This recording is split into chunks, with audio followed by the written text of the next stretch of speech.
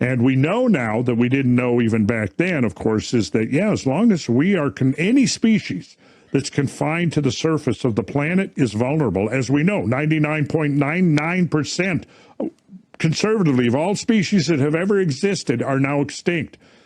They went extinct, apparently, in a long-term series of repetitive and periodic cosmic catastrophes that have afflicted this planet. And that's one of the realities we have to face as a species, that if we don't become cosmic, we're going to be vulnerable. As long as we're confined to the surface of the planet, we're going to be vulnerable.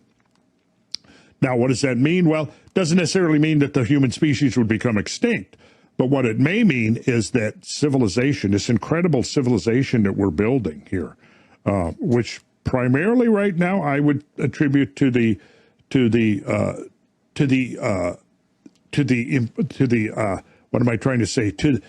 impetus that came through the West to build the civilization that has made this possible, made this transition to a higher domain of existence possible, of course, is now being absorbed by all these other nations, right?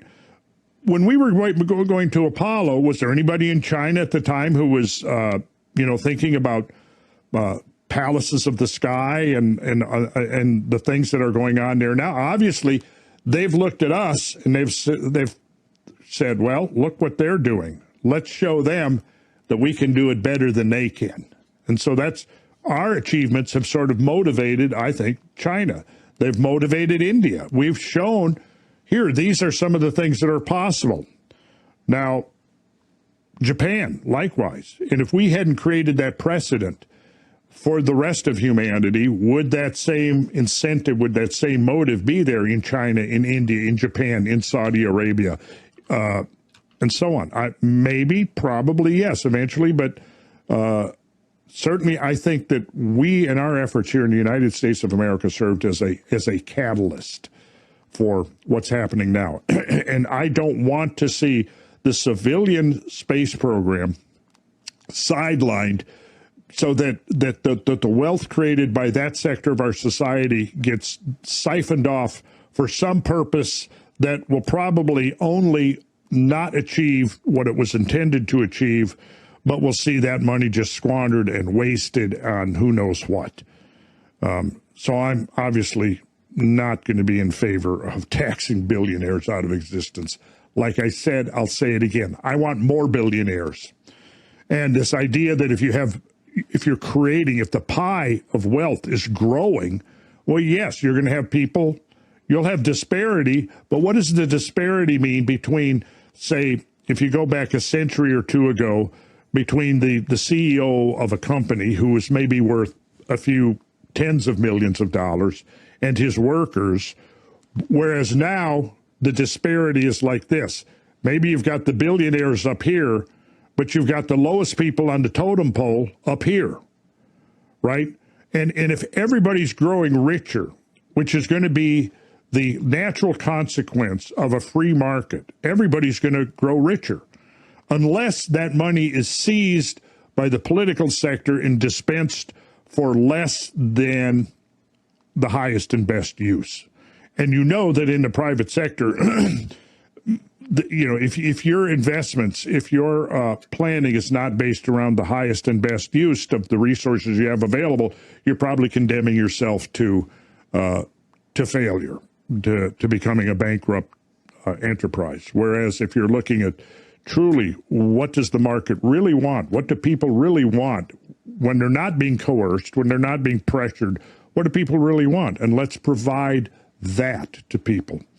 So all this rant is about basically let's not tax billionaires out of existence. That would be really, really stupid. And I would also think unethical. Well, you're a man of first principles, right? And that's one of the things I think everyone really appreciates about you is that you look to the root cause of the issue and go from there. You're looking at human nature when you say, I don't mind a public-private partnership if the circumstances are specifically correct, right? And you mentioned our founding fathers, Federalist 51. I think it was Madison. There was debate. It was Madison or Hamilton under the nom de plume Probably Publius. Madison. Yeah, Probably. There's some debate, but I think it was Madison too. But what is government itself but the greatest of all reflections of human nature? If men were angels, no government would be necessary. And if angels were to govern men, neither would external controls or government be necessary. And that is what we want our government to look like, as small as possible, as large as necessary.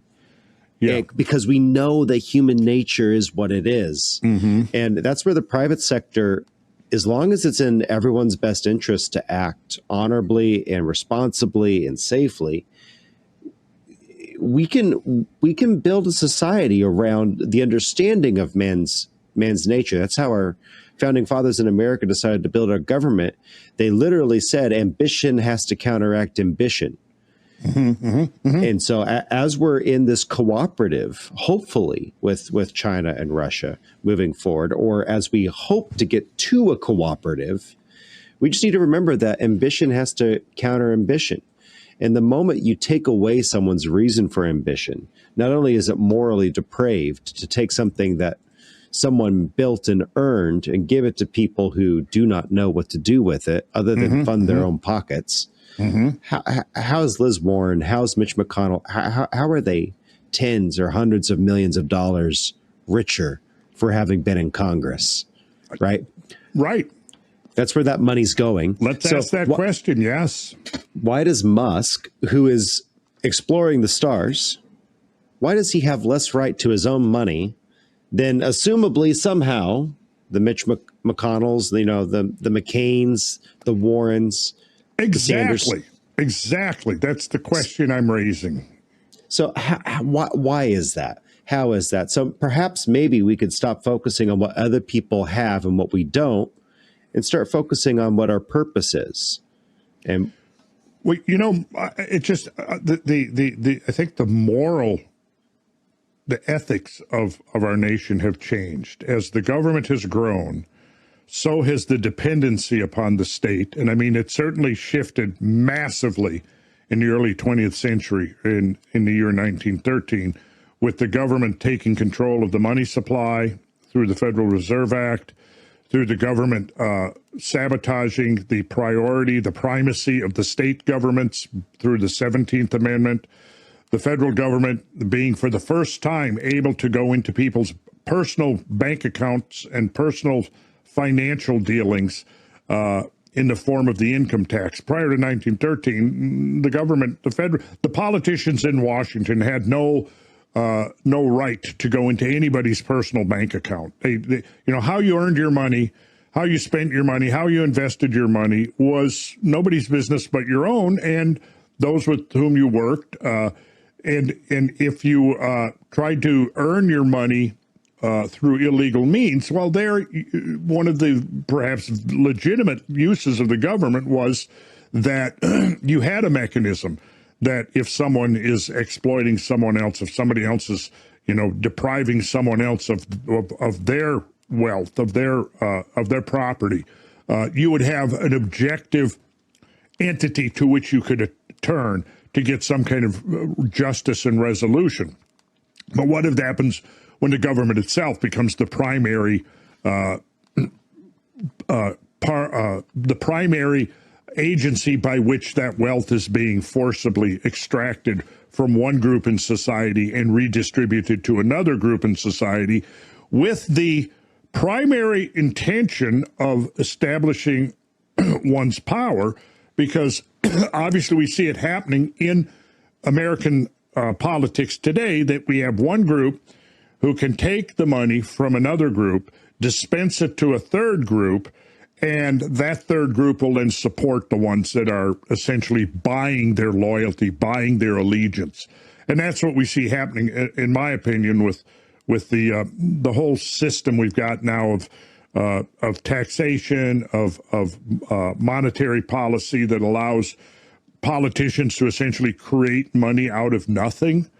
Once upon a time, they couldn't do that because and here's where people seem to like lose the perspective on this thing. There's nothing in American society that means that the politicians have prerogatives that private people don't. Their politicians need to be held to the same standards. The bureaucrats that work in government bureaucracies, they have to be held to the same standards as everyone else. You are not a part of a privileged subsector of society because you work for the government. Yet this is what has happened. And we have the private sector. I mean, we find the left wing very critical of always talking about marginalized communities and the poor, the disenfranchised poor, and the inequities of society because some people have so much and others don't have very much at all. But that whole mindset was completely alien to the American ideals of a century or a century and a half ago. This is why people migrated over here, because this was the land of opportunity and where one could actually start from nothing and achieve incredible things that, because you come from the old world societies in Europe and so forth, well, everything was hereditary. So if you were one of the elite, one of the wealthy, it was because you were born into it. But they didn't have free markets. They didn't have an open-ended system where somebody could come in and through their own efforts, through their own willingness to take risks, their own hard work and commitment and discipline, they could rise from the lowest economic strata of society up to the highest. And when we look at so many of the so-called robber barons, they rose from nothing. The ones who essentially created laid the groundwork, the foundation, infrastructure of what became American society, the wealthiest society that had existed in all of history, most of them started from nothing. That's the spirit that, to me, is the true American spirit, not this fake enforced altruism where some self-serving politicians are coming lecturing us about the immorality of the inequities, and so therefore we have to use the power of the state to extract from you and redistribute to somebody else, right, who may now be completely deprived of the incentive to put forward the efforts, to be willing to take the risks, because, look, if you're being subsidized, where's your motive? Hey, I don't have to do anything. I'm just going to sit back and I'm on the receiving end of this largesse that is being, redistributed by these politicians that I'm going to continue to vote for because they're the ones who are redistributing the wealth that I'm the recipient of. And this is, to me, is not going to be conducive to the future success of the human species on planet Earth. We need the risk takers. We need the people who are ready to say, I'll do whatever it takes. As long as I do it within the realm of legality. I do not get to achieve my goals through criminal operations, criminal activity. But when you actually look at what's going on now, it seems to me that the definition of criminal activity applies more to the state than it does to the private sector.